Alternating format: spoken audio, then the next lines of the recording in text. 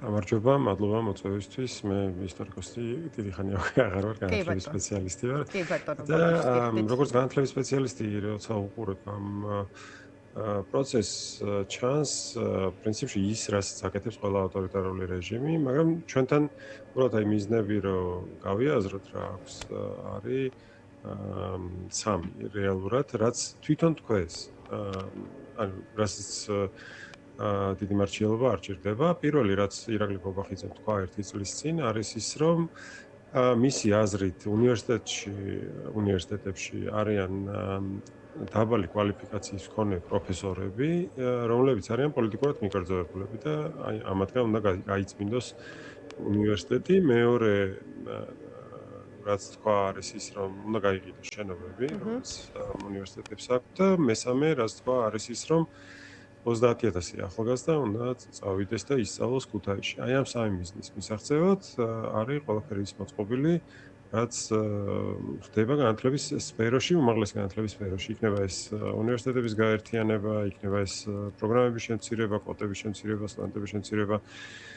რაც მერე საფუძველი გახდება უკვე პროფესორების შემცირების და შენობების გაყიდვისთვის, ხო? ანუ პირველი მიზანი არის პოლიტიკური კონტროლის დამყარება, რომ ყველა ადამიანი, ვისაც სურს განათლების მიღება და ამ განათლების გზით წარმატების მიღწევა ცხოვრებაში უნდა იყოს დამოკიდებული ქართულ ოცნებაზე, ქართულ ოცნებამ და მისმა ასე ვთქვათ, ბიზნესმენებმა და კორუმპირებულმა ჩინოვნიკებმა ხელში უნდა ჩაიგდონ ქონება და უნდა გადაარჩინონ ბიზნა ივანიშვილის დაარსებული უნივერსიტეტი, იმიტომ რომ იქ რეალურად სტუდენტებს, ახალგაზრდებს არ უნდათ სწავლა. შარშან მაგალითად 800 ადგილი იყო გამოცხადებული და დაახლოებით 400-მა ადამიანმა ჩააბარა და მომავალში უნდათ რომ ამ 400 ადამიანის ნაცვლად წელიწადში 10,000 აბარებდეს, რომ 30,000 მოხდეს და ხა ეს არის თავისთავად ცხადია მიუღწეველი მისია. მე მგონია რომ უნივერსიტეტებში ნამდვილად ხვდებიან რასთან აქვს საქმე.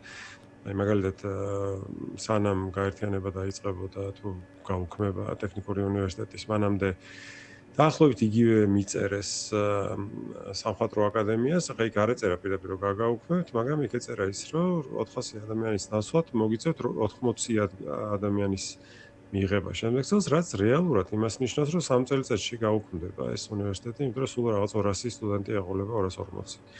ვთქვათ, სტუდენტი ეყოლება, რაც გაუქმებას ნიშნავს ამ უნივერსიტეტისაც. ესე რომ, ხო, პრინციპში ცხადია, რასაც აკეთებენ და თვითონაც არ მალავენ. კი ბატონო.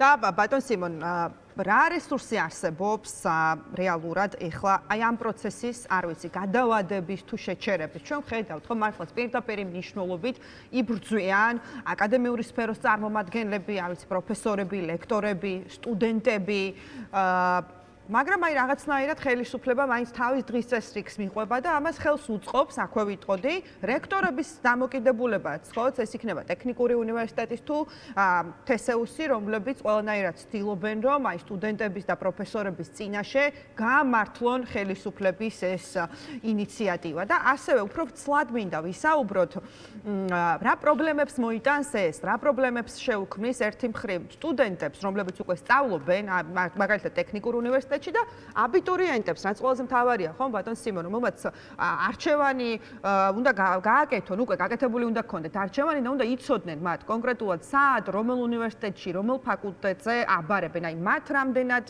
მათ შეუშლით ხელს და შეაფერხებს ეს ცვლილებები. აბიტურიენტებიდან დავიწყებ.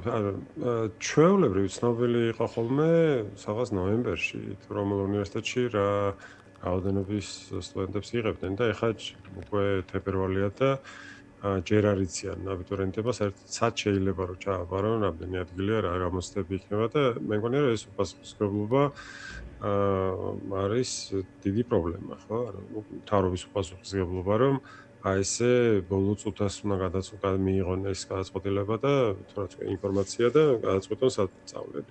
მეორე პრობლემა არის ის, რომ თუ ადრე ქონდათ არჩევანი სახელმწიფო უნივერსიტეტების, რომელშიც ჩააბარებდნენ კონკრეტული სპეციალობის სასწავლად, ეხლა ეს არჩევანი აღარ ექნებათ. მაგალითად, თუ სამართლის სპეციალობით უნდათ სწავლა, ან მაგალითად თუ არქეოლოგიაზე უნდა სწავლა, შეიძლება ტექნიკურ უნივერსიტეტში ჩაებარებინათ, თბილისის სახელმწიფო უნივერსიტეტში, სოხუმის უნივერსიტეტში, ან ილიას უნივერსიტეტში, თუ თბილისში აპირებდათ ვარ და მაგალითად ბათუმში და სხვაგანაც. ეხლა ეს შესაძლებლობა აღარ იქნება. ან ჩააბარებ თბილისის სახელმწიფო უნივერსიტეტში, რომელიც რეალურად აერთიანებს ამ ახალი გეგმით ტექნიკურსაც, ან ჩააბარებ ქუთაისის უნივერსიტეტში. სხვა უნივერსიტეტი იგივე სპეციალობას აღარ შემოგთავაზებს. ეს არის ძალიან დიდი პრობლემა, იმიტომ რომ სტუდენტები ირჩევენ უნივერსიტეტებს არა მხოლოდ იმის მიხედვით, რომ რამდენად პრესტიჟულია ზოგადად, რამდენად რთულია მოხვედრა, არ არის რთული. არამედ ირჩევენ იმიტომაც, რომ უნივერსიტეტებს აქვთ გამორჩეული კულტურა, ხო? მაგალითად, რაღაცი სტუდენტური ურთიერთობები სხვადასხვანაირად ვითარდება სხვადასხვა უნივერსიტეტებში. ასევე სტუდენტები ირჩევენ უნივერსიტეტებს მათი ადგილმდებარეობიდან გამომდინარე ირჩევენ, იქიდან გამომდინარე თუ ვინ ასწავლის ამ უნივერსიტეტებში. რა ურთიერთობები აქვთ საერთაშორისო მასშტაბით, ხო? აი თქვა თუ სამი უნივერსიტეტის ნაცვლად მხოლოდ ერთში იქნება, თუ 4 უნივერსიტეტის ნაცვლად მხოლოდ ერთში იქნება იურიდიული მიმართულება, ის კონტაქტები შენარჩუნდება, რომელიც ამ თითოეულ ამ უნივერსიტეტს ჰქონდა საერთაშორისო სხვა ორგანიზაციასთან, უნივერსიტეტებთან საუბრობთ, ვერ შენარჩუნდება. ანუ ეს იქნება დანაკარგი, ხო, ამ უნივერსიტეტებისთვის, რომ მოუწევთ იმ პროფესორების გაშვება, რომლებმაც ეს ურთიერთობები დაამყარეს და შემდეგ ამ ურთიერთობების დაკარგვაც. და შეიძლება ამან ისიც გამოიწვიოს, რომ გაძლიერდეს კერძო სექტორი, ანუ გადავიდნენ კერძო უნივერსიტეტებში გადავიდეს პროფესორების ნაწილი და იქ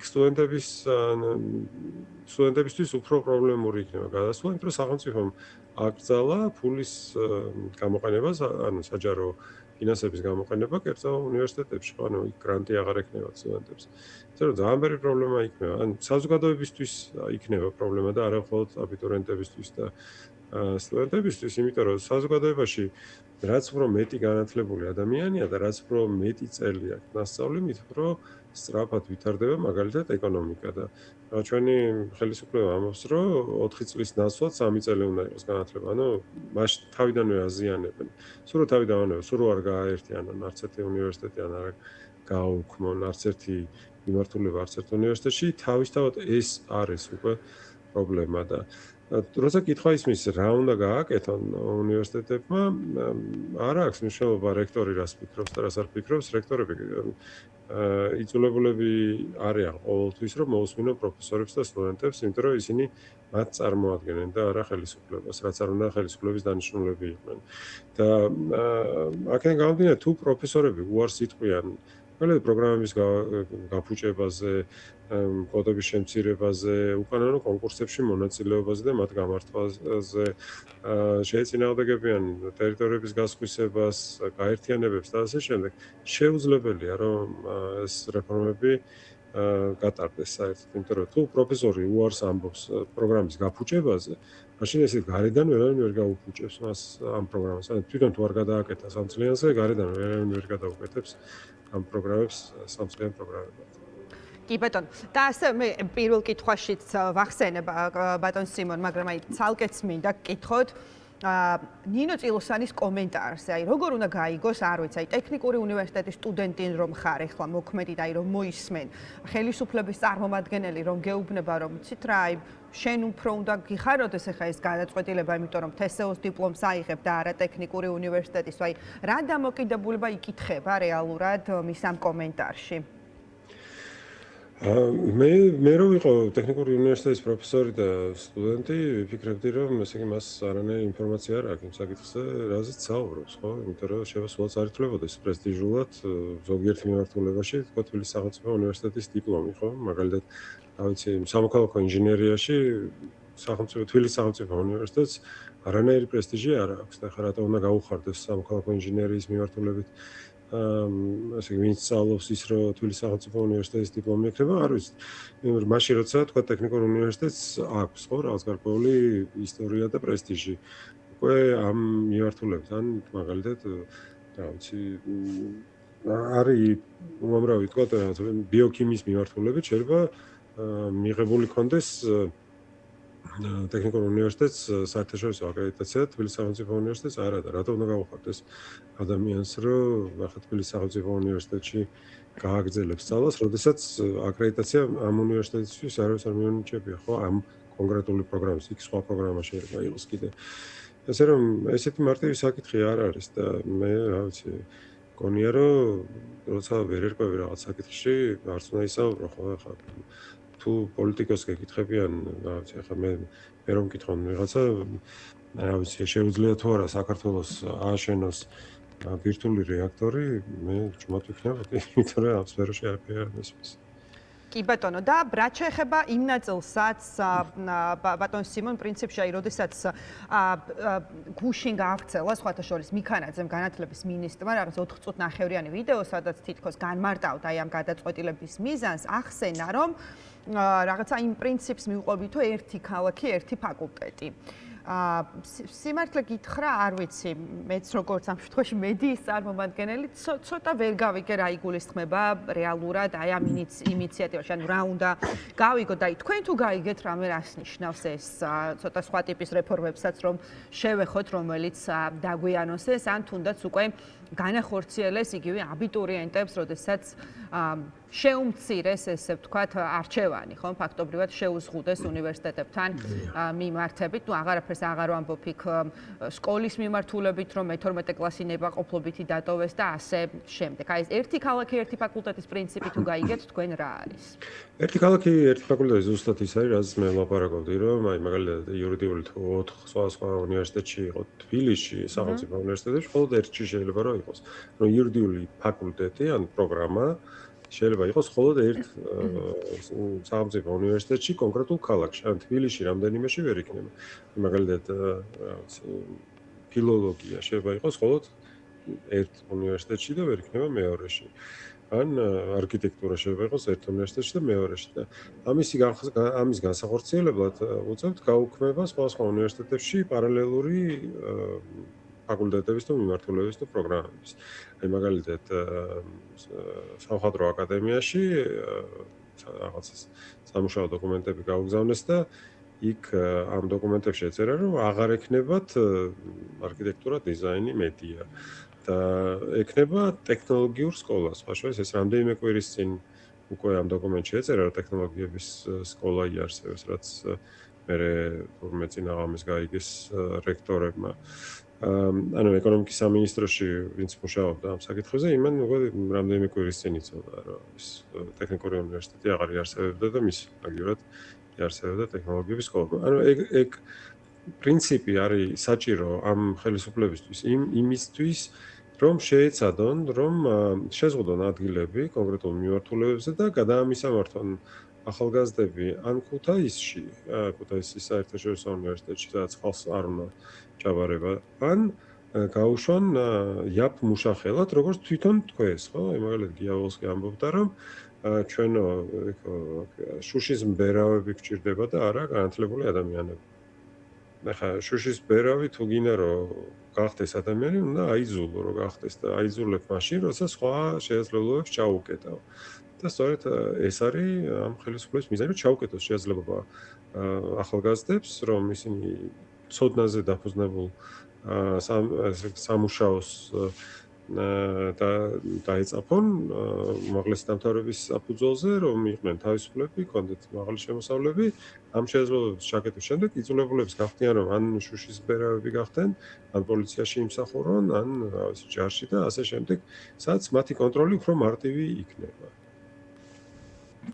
კი ბატონო. და ბოლოს მინდა გკითხოთ ბატონო სიმონ, სწორედ თქვენი გუნდის მიერ დაგეგმილ თუ არ ვცდები 8 თებერვალს გეგმავს თქვენი პარტია თავისუფლების მოედანი და საქართველოს თავისუფლების მოედნისა და საქართველოს საზოგადოებრივი ასამბლეის 8 თებერვლის საჯარო ფორუმს გეგმავთ. ღონისძიება შეეხება საქართველოს პოლიტიკურ და სოციალურ მომავალზე ღია დისკუსიას, მოიცავს 7 გამომცნელი სიტყვას, პანელებსა და მსჯელობებს აუდიტორიის აქტიური ჩართულობით იქნება კითხვებით და მოსაზრებებით გაზიარებათ და აი მოუწოდებთ აინტერესებულ მოქალაქეებს რომ დაესწროთ. ამაზეც რომ გითხრათ რა იქნება უფრო დეტალურად აი ზოგადი მედია ანონსის მიღმა, რომ ავუხსნათ საზოგადოებას, რატომ უნდა მოვიდნენ, ვის დაელაპარაკებიან, რა კითხვებზე შეიძლება რომ პასუხები მიიღონ.